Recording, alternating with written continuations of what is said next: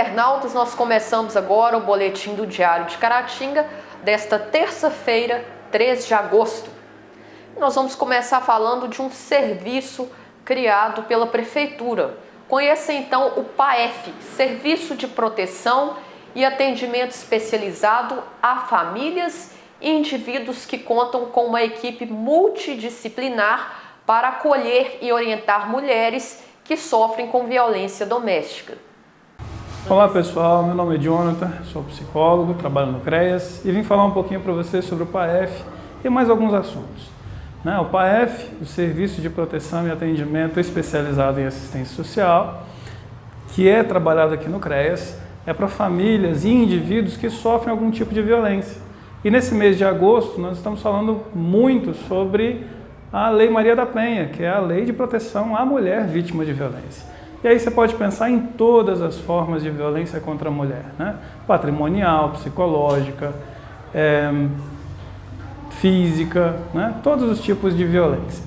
E a mulher vítima desse tipo hediondo de violência, ela tem o CREAS como suporte. Aqui nós temos assistente social, tem psicólogo, tem advogado, tudo para que possa ser feita a orientação, tanto jurídica quanto social dessas famílias. Nós temos como canais de denúncia o Disque 100, que é o Disque Direitos Humanos, e o Disque Direito da Mulher, que é o 180. Este mês, o mês de agosto, é considerado o Agosto Lilás, justamente porque toda a sociedade se junta em protesto contra esse tipo de violência. A sociedade como um todo, ela precisa se juntar nessa hora para proteger o direito da mulher. Olha bem aqui, não se cale, porque é importante, você faz parte da proteção social. Não é só o serviço público, mas toda a sociedade deve se juntar. A mulher, quando chega ao CREAS, ela chega com todos os seus direitos violados, ou pelo menos a maior parte deles. Precisa de uma escuta, precisa de uma orientação, precisa de um atendimento de qualidade. E esta equipe está aqui disposta para ouvi-las. Você, mulher, que sofre algum tipo de violência e acha que não tem com quem contar, conte conosco. Venha, ligue para cá, marque o seu horário, ou venha aqui, no horário que você puder, sempre vai ter um técnico para te atender. É através do atendimento do CREAS que você conhece quais são as possibilidades de enfrentamento à violência. Desde se sentir acolhida, desde iniciar aos passos aqui no nosso programa de atendimento, ou seja, através de um plano de ação, onde você não vai sozinha, nós vamos junto com você em todos os momentos, ou na maior parte deles. À medida que você vai fazendo uma tarefa, a gente vai fazendo outra, para a gente poder somar e superar essa violência.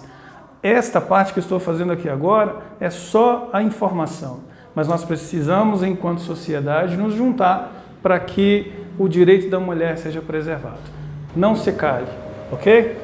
Portanto, aí mais um serviço para estar auxiliando essas pessoas que precisam. E na manhã dessa terça-feira, a Polícia Civil, por meio da Delegacia de Homicídios aqui de Caratinga, desencadeou a Operação Emboscada. A operação contou com o apoio da Polícia Militar, teve por objetivo cumprir 6 mandados de busca e apreensão na zona rural de Imbé de Minas e de Inhapim e captar maiores elementos sobre a autoria de um homicídio que ocorreu na zona rural de Imbé de Minas no dia 25 de setembro de 2020. O delegado Sávio fala sobre esta operação. Na manhã de hoje foi deflagrada a Operação Emboscada, que teve por objetivo cumprir 6 mandados de busca e apreensão na zona rural de Imbé de Minas e de Inhapim.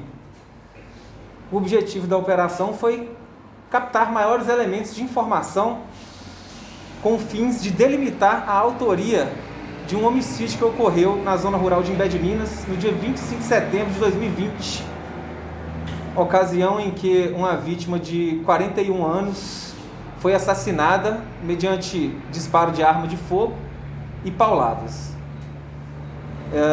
De acordo com o que foi angariado até o momento, aparentemente houve uma emboscada, por isso o nome da operação de emboscada, e a vítima, que estava voltando para a sua residência por volta das 19 horas, foi efetuado um disparo de arma de fogo, que que ela chegou a cair da moto e posteriormente ela foi alvejada com pauladas, né?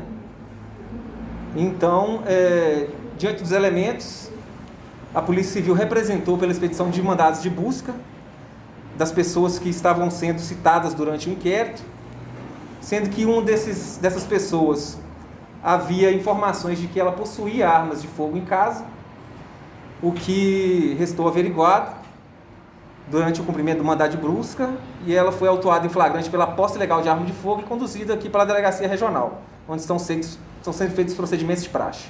Doutor, a princípio esse conduzido hoje ele não teria envolvimento com esse homicídio. Ainda incipiente para falar, né, a respeito de algum envolvimento dele. Até para resguardar o sigilo do inquérito policial, nós vamos analisar os elementos, os objetos que foram apreendidos hoje durante a operação, para depois fazer uma análise e poder chegar a essa conclusão, né, se tem envolvimento ou se não tem.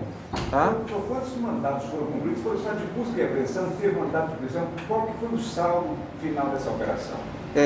Na data de hoje foram cumpridos 6 mandados de busca e apreensão. Não tiveram mandados de prisão, não. Foram 6 mandados para residências diferentes, né? Sendo que um deles foi cumprido na zona rural de Inhapim e os 5 restantes foram cumpridos tanto na zona rural de Imbé de Minas quanto na zona urbana, tá? O saldo foi que no cumprimento de um dos mandados foram encontradas as armas, né? Tendo sido o alvo conduzido em flagrante pela posse ilegal de arma de fogo. Isso demonstra, então, também a efetividade, né, entre a Polícia Civil, a Polícia Militar, a integração, trazendo uma resposta, né, para a sociedade, da apuração dos crimes, né, doutor? Com certeza. Quem ganha com essa integração é só a sociedade, né? A sociedade vamos dizer assim, Imbé de Minas hoje viu que a segurança integrada traz só benefícios, né, comandante? Parabenizar, né, a Polícia Civil pela operação, pelo planejamento da operação e demonstrar para a sociedade que a Polícia Militar está junto com a Polícia Civil nessas ações e em outras futuras. A sociedade, tanto o cidadão de bem como o cidadão infrator, ele tem que perceber isso. Ele tem que perceber que as duas polícias trabalham juntas. Não há orgulho entre nós e estamos juntos para se dar, né, todos os crimes que forem possíveis e também participar junto das operações. Essa é a mensagem. A gente vê que existe essa união entre os dois poderes, a Polícia Militar e a Polícia Civil. Qual tem sido o resultado efetivo dessa união de vocês? Eu acredito que é um ganho para as duas instituições. Que hoje a gente percebe que tanto a Polícia Militar precisa muito da Polícia Civil, quanto a Polícia Civil precisa muito da Polícia Militar. E o resultado é para a própria sociedade. Além do ganho de a gente ter um bom ambiente de trabalho e estarmos juntos nessas ações, quem ganha é a sociedade. A gente está falando aqui de Polícia Civil e Polícia Militar, mas vale ressaltar também a participação do Ministério Público e do Judiciário, que é parte que contribui muito também na efetividade desse trabalho, né, capitão? Sim, sim. A parte do Judiciário e do Ministério Público, na celeridade na expedição dos mandados, é essencial para a própria colheita dos elementos informativos, né? Porque quanto mais o tempo passa, os elementos se perdem. Então, o Poder Judiciário e o Ministério Público de Caratinga está sempre andando junto conosco aí, expedindo os mandados de forma mais célere possível, ajudando na investigação. E continuando na editoria de polícia, a Polícia Civil também cumpriu através da Delegacia de Atendimento à Mulher, nessa última segunda-feira, mandado de prisão preventiva em desfavor de um suspeito pela prática de feminicídio na forma tentada. A delegada Tatiana Neves Breder fala sobre o caso. A vítima nos procurou após da saída do hospital para solicitar medidas protetivas, porque o marido teria desferido 4 facadas contra ela. E daí, a partir daí, eu passei a analisar a gravidade da situação dela, até porque me foi feita um boletim de ocorrência de lesão corporal e com o início das investigações, eu consegui apurar que não foi uma lesão corporal apenas, e foi um feminicídio na forma tentada, que ele teria praticado contra ela. E como que o suspeito, ele praticou essa tentativa de feminicídio? Eles estavam em casa e ele chegou em casa e eles começaram a discutir. Ele teria pegado uma faca e começado a golpeá-la. A filha do casal ouviu os gritos, ela pedindo socorro, e a filha tem 16 anos, e ela ouviu aqueles gritos de socorro, chegou ao local e viu que o pai, ela presenciou o pai esfaqueando a mãe. Então ela foi, segurou ele, até que a vítima conseguiu correr e pedir ajuda.